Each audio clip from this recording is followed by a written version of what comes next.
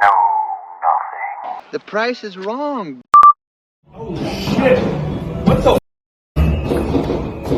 They.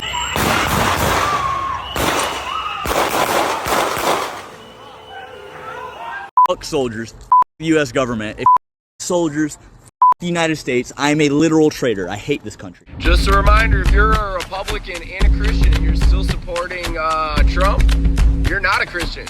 You're a Nazi. Attention, ICE. Off, ICE. All the way off. You are low-life losers. Never had this position of power before. Small person. Comfortable white people who are living lavish, comfortable lives while children are dragged into concentration camps. You're living real life, nice lives with your lattes, doing absolutely nothing for your Latino and Somali brothers and sisters. I'm ready to go in, Coach. Just give me a chance. I know there's a lot riding on it, but it's all psychological.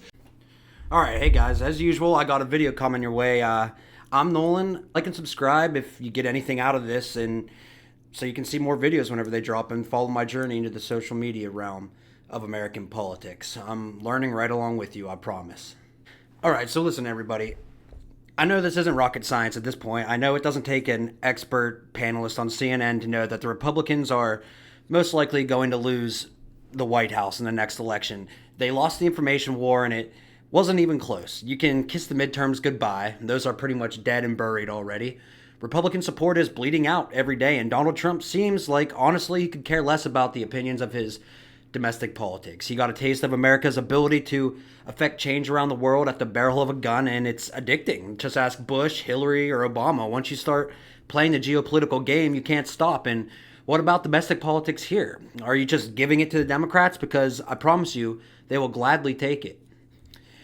Trump has essentially abandoned a huge amount of his voters he had going into the last election, basically giving up on all of his independent support, when it's independents that won him the White House in the first place, and independents who will inevitably put the next president in office, most likely a Democrat.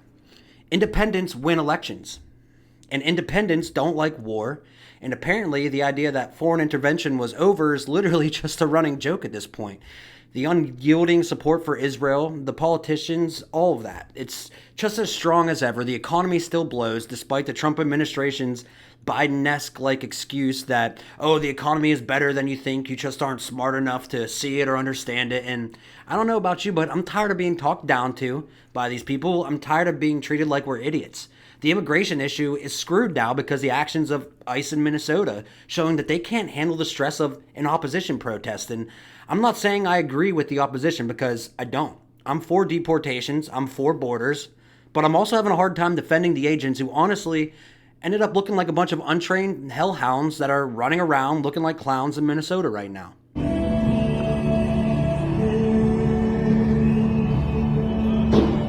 Oh shit!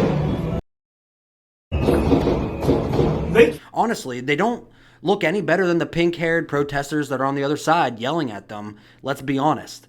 They've lost the propaganda battle in America. The battle for optics in America is lost because of this Renee Good shooting. The optics are so bad that if you support deporting illegal immigrants at all, then you look like you support the ICE officers shooting a lady in the face. So your credibility is basically shot on the count of being mislabeled by the media and by the crowd of maniacs that are filling the streets in Minnesota right now. The Trump administration has become the epitome of the establishment throwing away what its voters want in large majority, basically denying the release of the Epstein files despite using the files as ammunition against the Democrats in the last election.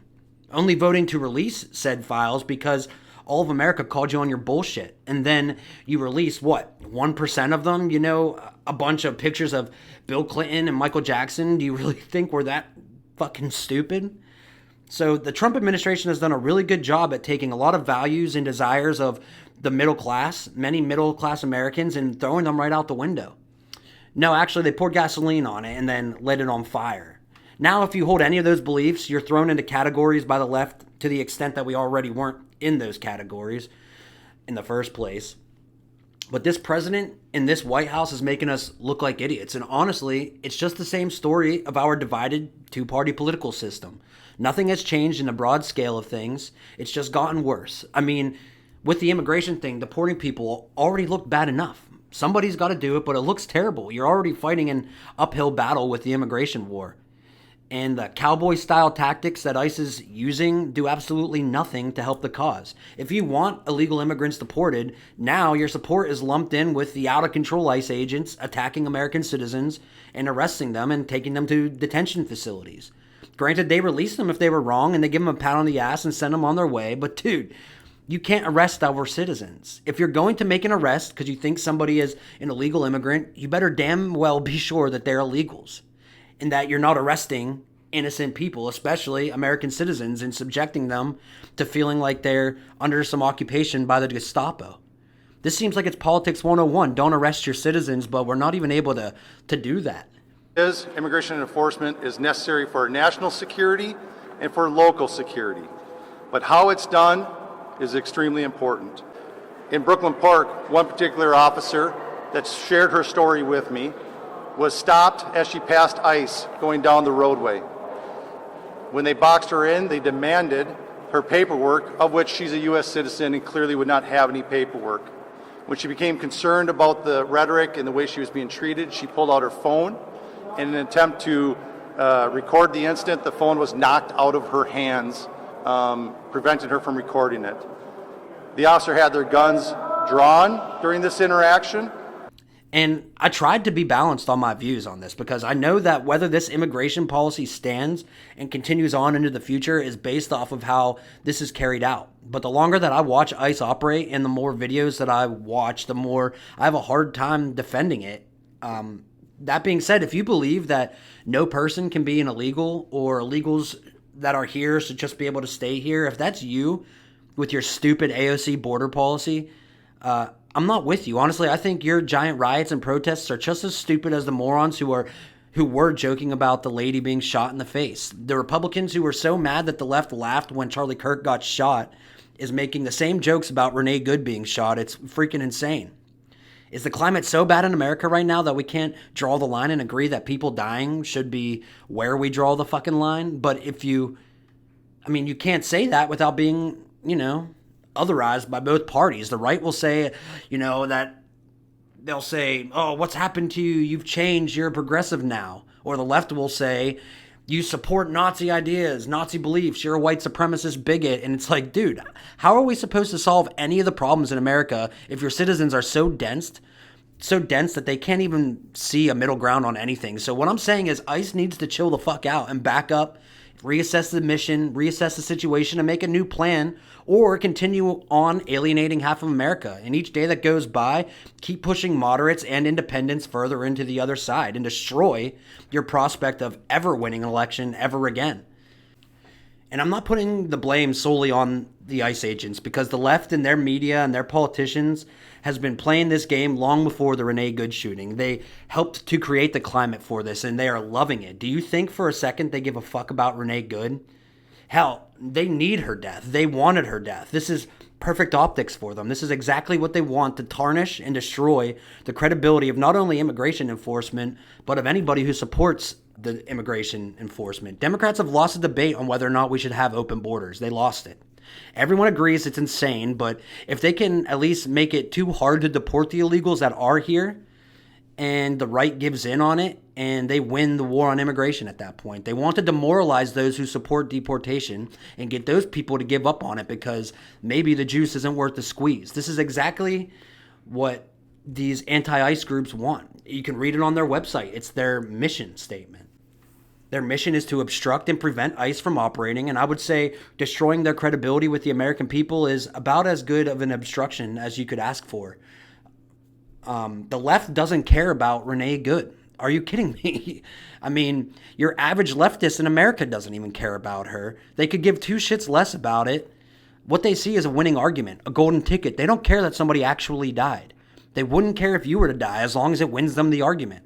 And the Republicans, they basically believe that if you're a leftist at all protesting this administration or ICE, or anything for that matter, they really don't care when the federal government comes, arrests you, or accidentally kills you. They might even cheer it on. And I'm not saying that the ICE officer killed her on purpose. I really believe that he was worried that for a second she might be trying to hit him. I'm not even talking about the ICE officer. I'm talking about the joking and the laughter from the right. or everybody saying that she straight up deserved it, because nobody needs to die for our political battles in America. It's actually insane that we're at a point where it even seems like it's okay, because it's not. And where do we go from here if we already hate each other enough to justify killing each other? Both sides of it are the problem. We are the problem. I'm the problem. You're the problem. I have just as much tendency to get worked up and want to prove my ideals to be the right ones as the rest of us. So I'm not judging anyone. We all get worked up or jump to conclusions, and sometimes we're right. Sometimes we end up being wrong. I'm wrong all the time. But what I can't stand at all is the ones who will never say that they're wrong. They are in their minds always right. They're always on the right side. They never admit fault. They never cede an inch, because American politics, because of it, to cede any ground is to give up the other side's argument. And the other side will take a mile if you give that inch. So we will never see eye to eye on anything, because that's just not how politics works. The whole point of our two-party system is to not agree. It's to hate each other and never find middle ground. And then eventually we start seeing each other get killed at the hands of the government, and we justify it and we laugh.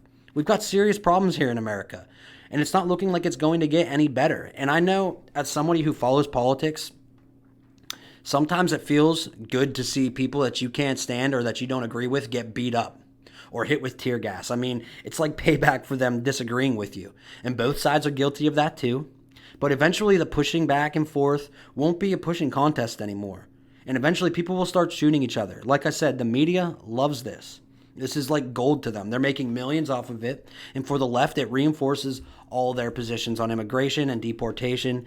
And think about this. The shooting happened just days after Nick Shirley dropped his video about the Somali fraud scandals in Minnesota. It was the biggest story in the news. So the left was literally handed their off-ramp from that disaster. I mean, this was a great story to take everybody's attention off the millions of dollars that the immigrant community was stealing from Minnesota. The fact that hundreds of Somali immigrants were defrauding the social system for millions and millions of dollars, then boom, Renee Good gets smoked, and the conversation changes from immigrants taking advantage of America to the people who are enforcing immigration being cold-blooded murderers, no middle ground. They're just Nazis. And if you watched the Nick Shirley video and it made you angry, then you're a Nazi too. You're a Nazi who supports Renee Good being shot by ICE. If you're a moderate, that's enough of a reason to stop pushing the immigration issue altogether, because nobody wants to be on the side of an administration forcing its will by gunpoint.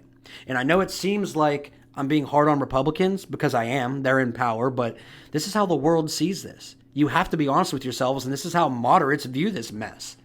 It's losing the argument for you. We need to continue with a strong, sound border policy, and we need to deport illegal immigrants. I'll even go as far to say that we need to stop all immigration coming into the United States. Not forever, but for a while. So I'm in no way on the side of the left here. I would be happy if we closed the border for 5 years. I don't know, 10 years. I don't care. I just don't think bringing in other people into our mess that we already have does anything to better our society. If anything, it's strengthening the divide. Right now, Americans can't get along with other Americans, and you expect to import people from other countries and expect everybody to get along? I think it's naive at best to think that it's going to work. So like I said, no, I'm not supporting the leftist narrative at all. But I am saying that maybe, just maybe, there's some truth in the idea that ICE is a little out of control. They are ill-trained, and it seems like they have no real plan in place other than to approach people, ask them for their ID, and if you don't have it, like, they arrest your ass and then send you to detention. I'm saying this actually reeks of incompetence, and I am also saying that conservatives have lost the argument at this point. It doesn't matter how many conservatives get beat up by leftist riot groups or how many buildings they burn down. America has already made up her mind, and they don't like seeing men in military uniform beating up American citizens or shooting them through their windshields. Doesn't take much, honestly, to come to that conclusion if you're a little honest with yourself. And I would also note that the role of these anti-ICE protesters has been, like I said, to disrupt the operations, not by preventing them from happening entirely, but by raising the stress level of these operations enough and turning every movement of ICE agents into a scene of straight chaos, make officers who aren't trained in crowd control and de-escalation deal with large crowds of people yelling and throwing things at them. It's only a matter of time until you get these guys to do something that looks terrible to the world, and when you have a camera on them at all times, you're going to catch them doing something fucked up. That coupled with the idea that the Minneapolis mayor refuses to send city officers to assist with the crowd control, and you have a situation that is too out of control for a couple of immigration officers to handle. Just have the mayor or the local officials tell the police officers, you know what, if an ICE officer is being assaulted by a far-left agitator, you are invited, you should actually help them. That's what would work out in any normal situation, and that's what happens in nearly every jurisdiction, red or blue, in the United States of America. The reason it hasn't happened here is because the local authorities have been told, stand down, do not help ICE, promote the violence, promote the agitation, but don't do anything to lower the temperature and lower the chaos. That's a problem. I mean, anybody in their shoes would be concerned and on edge. And yet we judge their split-second decisions under a microscope and scrutinize every move. For good reason. I mean, police officers in our country have a long history of being corrupt and brutal with the American public. We should hold them to account, but we should also seek the truth in these situations instead of burning an officer alive for a decision that he made under duress or in fear for his life, doing the job that we asked him to do, especially in a situation created by the opposition to be chaotic and messy in the first place. Why? Because they only care about optics and winning the information war. Like I said, if they have to sacrifice a few protesters on their side, they're more than willing to do it. Why? It's not just about immigration. It's about winning the ideological battle. It's about leftist ideals that America needs to be changed into a multicultural country, that whites shouldn't be the majority anymore, and that capitalism in general is evil and needs to be replaced. That's what all these protests turn into anyways. There is a catalyst event like a shooting or an officer-related death. Protests start, and then they're hijacked by these revolutionary young adults coming in the form of crowds of angry protesters like Antifa, and then they turn the protests into riots. And while the world watches on, we think the riots are still over the shooting or whatever it was about, but there's a disconnect because the riots are towards capitalism or Western society as a whole. They're taking advantage of the chaos, hoping that this time we'll start the revolution. It's the madness of crowds, and you can't negotiate with the crowd. There's no room for questions or nuance with these people. To question a crowd is to go against the crowd. They chant slogans and one-liners, forcing you to say the words that they want you to say. And if you don't, they surround you like a beehive, and you just kicked the beehive. The crowd is an echo chamber where reason and empathy have no place. Only chaos and violence are welcome. It's where truth dies and the lies live, where good is determined to be evil and evil is hailed as virtue. And it's why we can never be swayed or scared into going along with their nonsense, because you as an outsider will never be good enough. Complying with the crowd gives it power. You have to fight it with goodness and truth. That's the only way. Even if you want to punch one of these pink-haired kids in the face, you should really try your best not to, at least. At least I'll tell you not to try to punch them in the face. But the Democrat establishment are pushing these people on the ground and the city officials in Minnesota, as well as the government, to in effect destroy Trump's immigration enforcement plan, while those on the ground are doing this because they want the destruction of Western society, because they believe that it's going to usher in some sort of socialist movement and bring them everything they ever wanted. One of those things being revenge against the capitalists and revenge against anybody who carved out any sort of success for themselves in America. Do you really think the Democrat Party wants socialism? No. These people love capitalism just as much as the Republicans. Look at their stock trading and multi-million-dollar enrichment schemes. So capitalism's going nowhere. What they want is an open border policy. Why? I think it's two big reasons, and neither of them are because they care about immigrants. They want to bring people here to as voters, to replace people that are leaving the Democrat Party, and to bring in cheap labor, allowing businesses to maintain low wages that Americans at this point aren't willing to work for. It's that simple. If Americans are demanding wage increases because they can't survive in this economy and the corporate owners don't want to pay those wages, the next big thing, the next best thing is to bring in foreign labor who's happy just to have a job in America.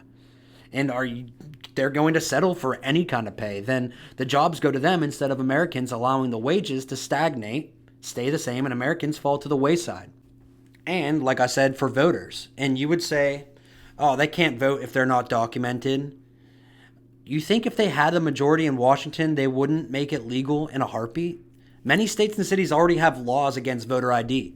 Those sorts of laws would end up being widespread in a future that is a free immigration society. The problem is we underestimate their willingness to push for these policies all the time.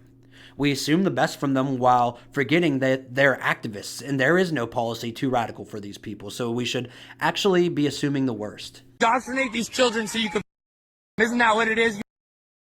Is that what it is, man? You think you're gonna bring your kids here and we're gonna spare you while you support the bombing of children in Gaza? You get these. God, be smarter than your parents. Your parents are. You're such a. What the is wrong with you? Why? And I can't help but to imagine, what if these people like this, somehow got control of power? Or at least somebody in a suit who wasn't as insane as that guy, but someone who shared the same ideals as him. Imagine they have control of the legislative, executive, and the judicial branch. Imagine control of all three of those. Do you think that they would govern you with benevolence? Do you think that they would take good care of the Christian community in America? They hate you. They hate Christians. They hate success. They hate laws. They hate your patriotism. They're good at one thing, and that's capitalizing on a chaotic situation. They're good at it because they thrive in chaos. It takes no skill to destroy something, and that's what they want. But I don't trust these people to build anything with any amount of competence. They hate the country and its ideals. They want to tear it down, and for all of our flaws as a country, and trust me, there's too many to count. But we've managed throughout our short history to create the strongest empire the world has ever seen. Yes, it's had its run-ins with its own evil. After all, the country is created by humans. Humans are flawed and humans are evil. And despite that, we managed to abolish slavery, defeat Nazism, bring all of Europe into one united organization. We defeated the Soviet Union, put people in space. I mean, the future has a lot more to reveal to us. And these people are asking us to throw it all away and give it all up to burn down the country as we know it and rebuild it in their image. I don't trust their image. While I also don't trust our government, I would sooner defend it than hand it over to people who hold hate and resentment towards my family and everybody else like me. And before you tell me that, oh, you're being overdramatic or sensationalizing this, I would tell you that people who share their ideals are already in our government. They're in Congress, they're in state governments, they're in our intelligence agencies like the FBI and the CIA, they're in our Senate, our school systems. They moderate our social media platforms, they're in our military and our police forces, they work in our hospitals. This is a war of ideals, and America hasn't done a great job at taking care of its own citizens over the past decade, and that has created a lot of opposition. People who are just tired of being tired. It wouldn't take much for them to be on board with voting for something new, something throwing away our system. And that's where we're at in our country right now. The divide is irreparable at this point, or so it seems. I believe the system was created to keep us divided, but not to the point where civil war was one bad news story away from breaking out. It's like they created this monster and it kind of got out of control. And there's no denying the overall reason this is happening in Minnesota. For years, the immigration laws in our country were cast aside. They were a joke. Millions of people came through. Liberal cities protected them from deportation. The same politicians who look at the camera and lie to you saying that they don't believe in open borders are the same ones preventing illegal immigrants from being deported. The two don't match up. It's a contradiction. So you can only assume that they do believe in open borders, and they will subject their voters and their citizens to the chaos of ICE operations and the chaos of riots in order to see their ideals through. I mean, who does this affect the most? American citizens. American citizens who are made to feel like they are under occupation and then harassed by a mob on the other side of the conflict. They believe in open borders more than they believe in protecting you and the American citizens. And that should piss you off because they're basically saying that they want to change your country without your permission or despite your objections. And they call Trump an authoritarian. I would say that they are just as authoritative, if not more. These elected officials standing against the will of the Americans who voted by majority for the Trump administration to enact these policies, they're working against your vote to make your vote meaningless. They're also taxing you and then spending a lot of money on the immigration issue.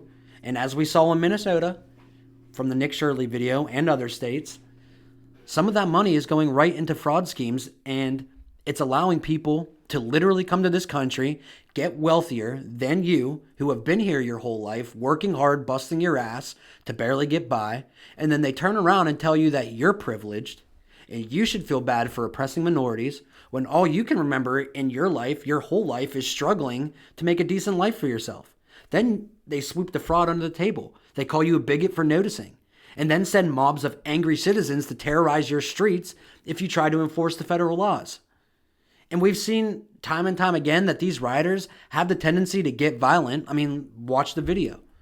So you can assume when they are in your face screaming and spitting at you that they want to hurt you, and they just might. I wouldn't put it past them. I wouldn't feel safe if I was in that church.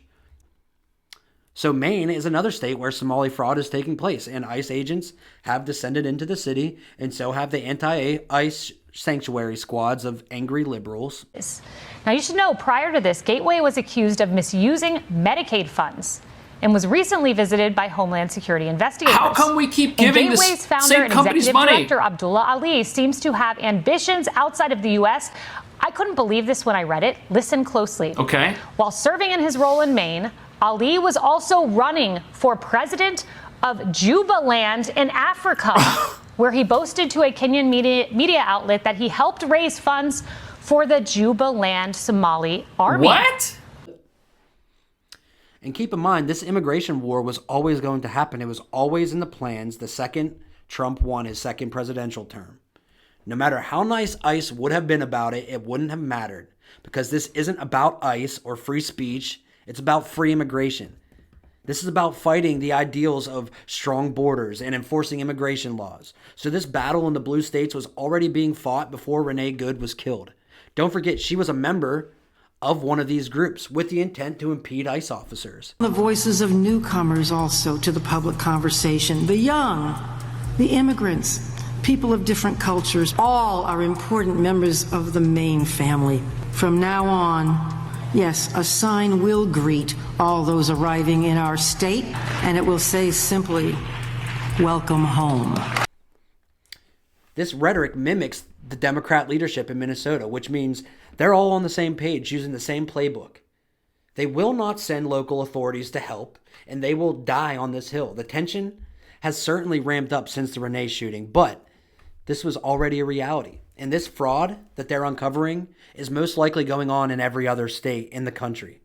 And you could say, well, Americans commit fraud too, so why are you pointing fingers at the immigrants? And I'll tell you the same argument for crime in the immigrant community. If you already have a serious problem, a deep problem with fraud in the American system, a problem, keep in mind, that in most cases, those who commit these crimes won't be held accountable. Why would you import more fraud to compound the problem if it's already a problem? Why would you bring even more fraud cases into your already strained economic system? Do immigrants commit more fraud than native-born Americans? I don't know. Probably not. But I don't know. But the fact that they commit any fraud is a reason enough to consider how much immigration hurts the country. Already taken into account the social stress that it puts on a community, and now ICE raids and anti-ICE protests on top of all that. And if you're a big government kind of person, someone who wants a lot of government control, do you think that if given the opportunity, the federal government could fix all of our economic problems, all of our health problems, and bring us into utopia? If you believe government should be given max control, this is a great example of how governments fuck anything and everything it touches up. The government can't even properly monitor the money it dishes out for social welfare systems. And it's not due to incompetence. I would say it's mostly due to incompetence, but there are also people in government who want to misappropriate funds and want money to disappear. So you really think that government is capable of doing everything you want it to do? Or do you see more of this happening? If they were to take full control of it, the people who would suffer are the people who always suffer. The small people. That's why you should never trust these people with anything, let alone controlling wages and businesses. There's plenty of social programs that are great and needed. My child's mother works with families and children in need, so I'm not a Republican. I'm not calling to abolish social systems. I see how much they can be of help, and I also see how little help they already get from the government. Social workers and their companies they work for are strained with low workers, low wages, little help. We need more accountability in those areas and somebody to make sure that the system's working properly. But this is a great example of why big government doesn't work, because they just don't care enough. They don't care about the children they claim to be helping. And that's the sad truth here. We're doomed to keep repeating the same problems over and over and over again. And if this isn't solved here and now, then we'll just keep kicking the can down the road to deal with it again in the future. That's the problem. Nothing is ever going to get solved. And that's exactly what our leaders want. Do you think they want a solution to these problems? Of course not. Because they need you to be divided and angry and hateful towards your neighbor, because that's how they get your vote, by getting you as angry as possible. And that, my friends, is what buys them another 2 or 4 years in power, and that's how they stay rich. That's all I got for you today. Thanks for hanging in there. Thanks for listening. Peace.